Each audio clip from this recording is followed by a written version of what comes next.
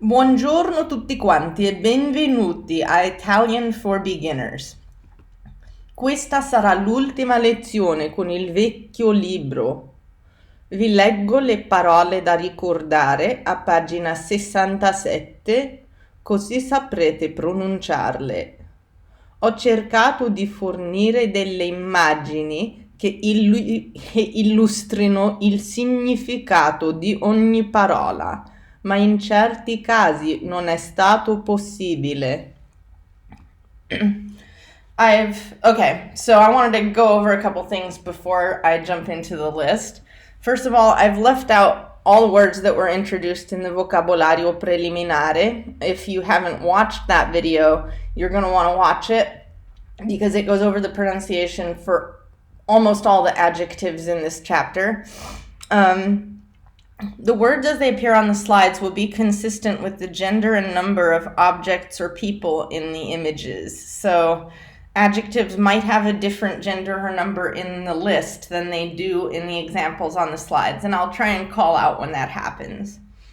If you don't know a word, you can look it up in the dictionary if you don't have the book, but you need to take whatever the dictionary says with a grain of salt and trust what I tell you or what the book tells you over what the dictionary does, because there are often just a lot of kind of nuances that get lost in translation in dictionaries, and you can end up sounding pretty silly.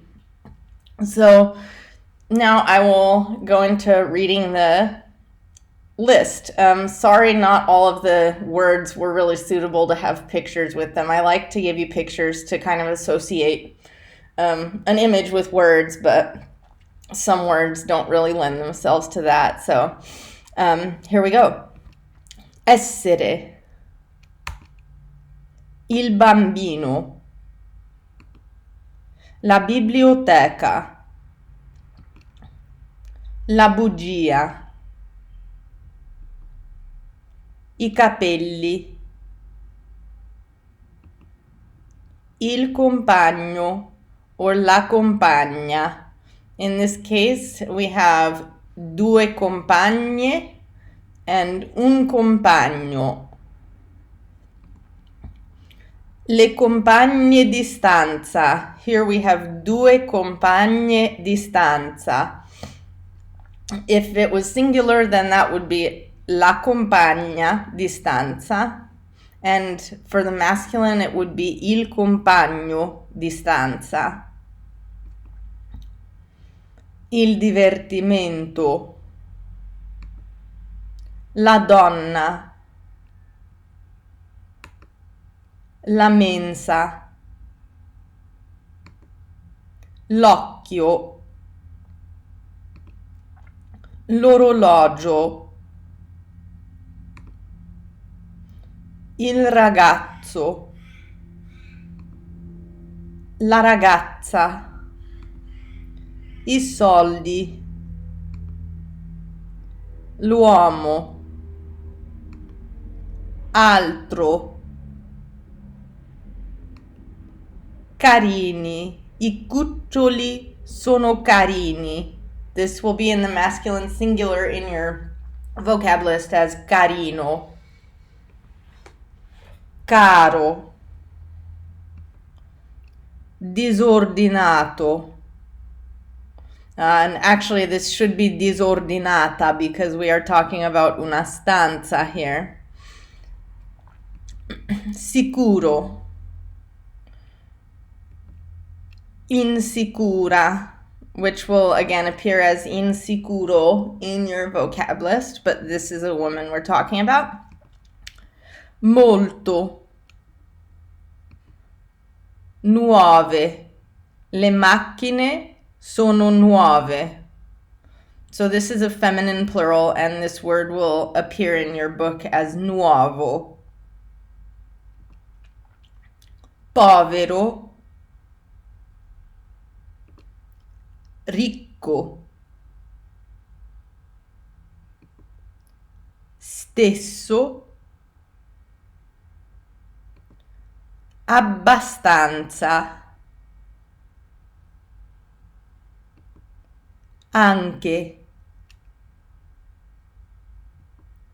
Chi? Perché? Secondo. Sempre. Un po' di. Va bene. So there are a couple usage notes, and there are a few things I may have deleted a slide or something because there are a couple things that I forgot to put in here that I want to go over first of all. Perché. Perché can mean either why or because. So perché is both a question and the answer to that question, as you'll see in future lessons. Anche. One of the most common mistakes that Americans or English speakers make is to put anche at the end of a sentence, like we put to. Anche usually goes somewhere else in the sentence, so try and find a place earlier in the sentence where you should put it. I've never heard an Italian put anche at the end of a sentence. So one more thing that I forgot to put was sicuro.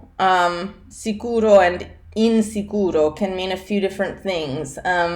Insicuro or sicuro can mean a sense of physical or information security. So it can mean secure in the sense of the premises are secure. It can also mean safe or unsafe. It can also refer to a sense of psychological security or safety. And let's see, I think those are the meanings I meant to call out on that. Yeah. So, okay. So now to the ones that I did remember to put on the slides. Orologio can mean clock or watch. So don't get too hung up on the difference there. The plural of uomo is uomini. L'uomo, gli uomini. Molto can be an adverb or an adjective. We discussed this in one of the previous videos. As an adjective, it means many, much, or a lot of, and it changes to agree in gender and number with the noun it modifies, like pretty much all adjectives in Italian. As an adverb, it means very, and like all adverbs, it does not change form. So I said molto as an adjective changes to agree in gender and number, like pretty much all adjectives in Italian, and that pretty much comes into play here. Abbastanza can also be either an adjective or an adverb, but it never changes in gender or number, so I guess that's good news. As an adjective, abbastanza means enough. Non abbiamo abbastanza soldi. We don't have enough money. As an adverb, it means pretty or rather. Sto abbastanza bene. I'm doing pretty well. Let's see. Chi. Chi is a question word. It's only used in questions to mean who or whom. You can also use it in questions like di chi è or di chi sono. But it's always used in a question. It's never used the way that we use who to introduce a subordinate clause, like the man who went to the moon. The way that you make that kind of a construct will be introduced in a future lesson. I looked through the table of contents and didn't see where in the book that will be, but it'll be in a couple chapters. Finally, secondo, plus an object pronoun, or it can also be a name, means according to X, in X's opinion, or in accordance with X. So it can go with the name of a person, or it can go with a book, like secondo la Bibbia would be according to the Bible, or secondo me would be in my opinion. So this is a construct that you'll see quite a bit. And how to use it with object pronouns is something that you'll start to see in capitolo 4 when we introduce object pronouns, but it's just a useful thing to know. Secondo me, commit that to memory. That's how you express your opinion. All right, so the next lesson will be the vocabolario preliminare for capitolo 3 in the new book, in case you have not had enough vocabulary.